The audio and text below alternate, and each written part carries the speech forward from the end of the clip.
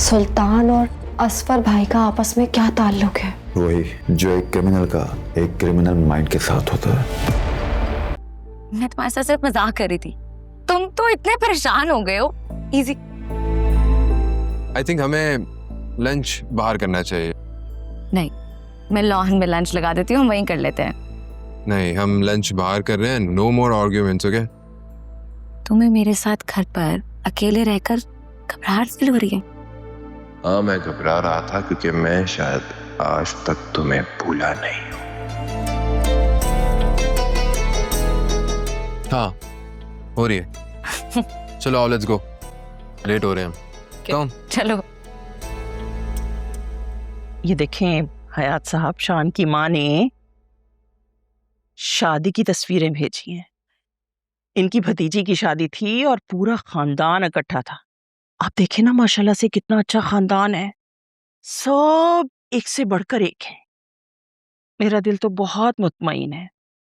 मुझे यकीन है कि हमारी बच्ची बहुत खुश रहेगी इस घर में। देख लो, मेरा दिल नहीं मान रहा। मैंने बात की है जुनैरा से, मैंने आज तक उसको इतना कॉन्फिडेंट और एतमाद कभी नहीं देखा जितना इस बार देखा है।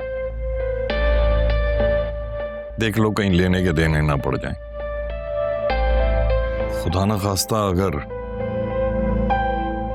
औलाद बगावत पर उतर आए ना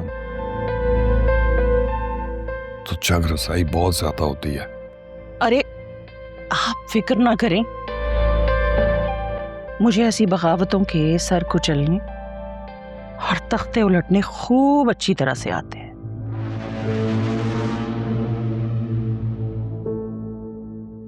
मेरी वासे से बात हो गई है, 2-4 दिन में हम निकाह की तारीख लेने के लिए चले जाएंगे। बस देखिएगा, एक बार निकाह हो गया ना तो सब अंडर कंट्रोल आ जाएगा। रुखसती बाद में होती रहेगी। एक बार फिर सोच लो, मेरा दिल मुतमईन नहीं है। मुझे नहीं लगता वो मानेगी। अरे सब ठीक हो जाएगा ना, आप क्यों परेशान होते हैं? मैं हूं ना, मैं सब संभाल लूंगी। बस आप अपनी तबीयत का ख्याल रखें, आप बिल्कुल परेशान ना हो। अच्छा, मैं आपके लिए अच्छी सी गर्म चाय बना के लाती हूँ। ऐसे परेशान बैठे रहते हैं। अल्लाह खैर रखे।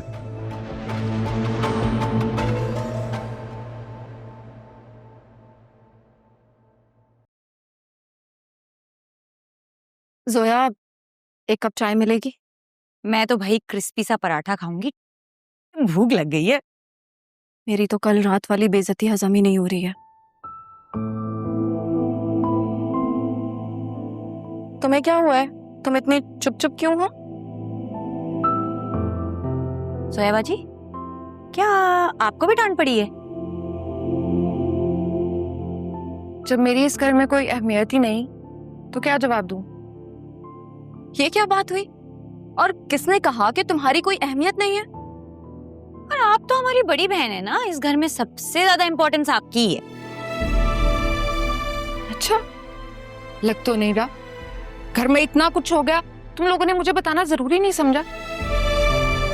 इसे तो साफ जाहिर तुम लोगों के नजदीक मेरी और मेरी बेटी की कोई अहमियत नहीं। लिसन, तुम्हारी अपनी बहुत प्रॉब्लम्स चल रही थी, इसलिए तुम्हें बताना मुनासिब नहीं समझा।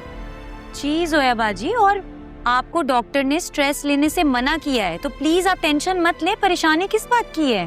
हाँ, मैंने तो जैसे जिंदगी में कभी कोई गम देखा ही नहीं। जो ये खबर सुनते नर्वस ब्रेकडाउन हो जाता ना मुझे। अल्लाह ना करे। कैसी बातें कर रही हो जोया? बिल्कुल सही बात कर रही हूँ। असफर ने सुल्तान के साथ मिलकर बाबा को हिट किया ना। आज अगर वो बाबा को हिट कर रहा है तो कल आयरा कैसे महफूज हो सकती है? कम से कम मुझे ये पता होने का हक तो मिलना चाहिए ना कि मैं और मेरी बेटी इस घर में महफूज हैं या नहीं।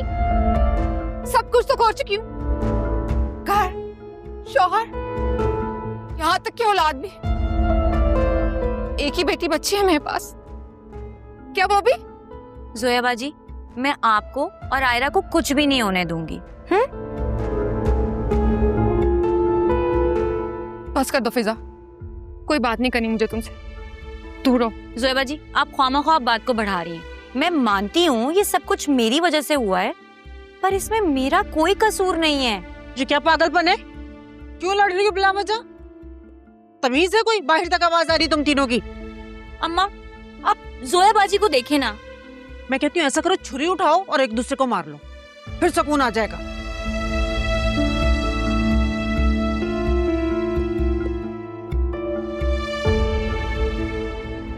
इतने प्यार से मैं उनके पास गई हूँ। मुझे तो खुद समझ नहीं आया उन्होंने ऐसा क्यों किया है, क्या हो गया है उन्हें। अरे मुझे अम्मा, तुम्हारे होने वाले ससुराल ने रिश्ते से मना कर दिया। अभी उनका फोन आया था। पर अम्मा, वही सामान चलती है तेरी।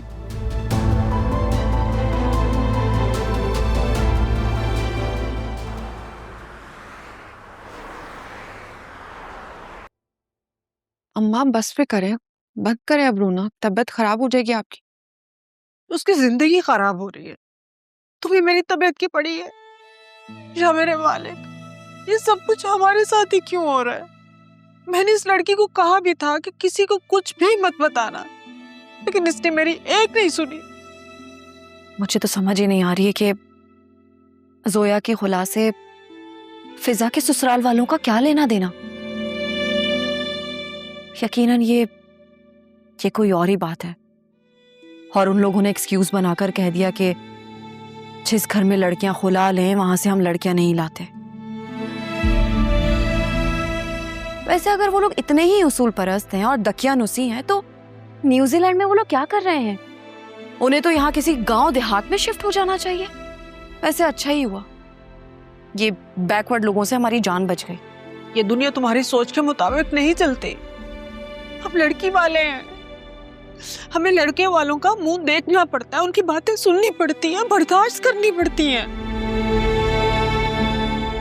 आप क्यों चुप करके बैठे? आप क्यों नहीं कुछ बोलते?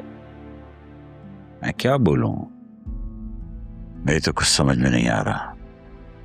एक के बाद एक नया शौक मिल रहा है। मैं आपके लिए पानी लाती। अभी तो जोया के मसले खत्म नहीं हुए थे कि ये नया मसला खड़ा हो गया। शायद इसीलिए लोग बेटियों को बोझ समझते हैं।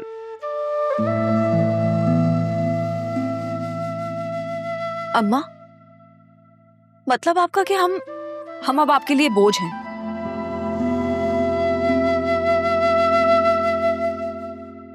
और असफर भाई जैसे लड़कों के लिए आप क्या कहना चाहेंगी? तुम्हारी माँ का वो मतलब नहीं था, वो अभी जरा गुस्से में है, इसलिए उसने ऐसा कह दिया।